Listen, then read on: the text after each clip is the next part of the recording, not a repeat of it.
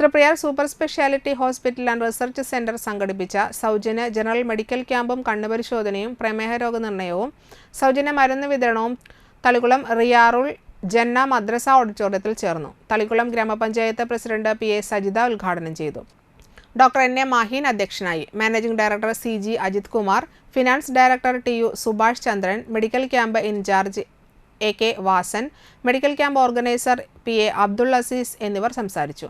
വിവിധ മേഖലയിലെ പ്രഗത്ഭ വിദഗ്ധ ഡോക്ടർമാരായ retired civil surgeon N A. Maheen, doctor N M. Abdul Waris, doctor Akshay Kumar, കണ്ണുരോഗ വിദഗ്ധ ശില്പ സുനിൽ എന്നിവരാണ് ക്യാമ്പിന് നേതൃത്വം നൽകിയത്.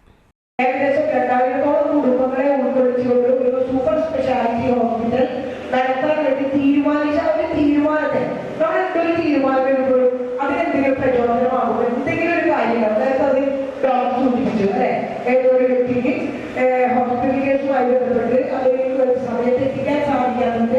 അതിൽ നിന്നുണ്ടായിട്ടുള്ള ചെറിയൊരു തീരുമാനമാണ് ഇത് 2000 കുടുംബങ്ങളെ. പക്ഷെ ഇപ്പൊ പറഞ്ഞത് 2000 കുടുംബങ്ങൾ ആഗ്രഹിച്ചെങ്കിലും 750 കുടുംബങ്ങളുടെ നിക്ഷേപത്തിലെത്തിയിട്ടുള്ള ഇനിയും ഇവിടെ ഇരിക്കുന്ന ഒരുപാട് ആളുകൾക്ക് അതിന് നിക്ഷേപകരാണ്. പ്രത്യേകിച്ച് റോഡിന്റെ എത്തിച്ചിട്ട് സ്ഥലത്ത് പോയി കോടികൾ നമ്മളുടെ ടോപ്പിൽ കിടക്കുന്ന പലർക്കും സേവനം കൂടി ചെയ്യണമെന്ന് ആഗ്രഹിക്കുന്നുണ്ടെങ്കിൽ മാത്രം ഇത് പങ്കാളികളാകാമെന്നാണ്. കാരണം ഇതിന്റെ തലപ്പത്തിരിക്കുന്നത് ഡോക്ടർ പോലെയുള്ള ആളുകളാണ്.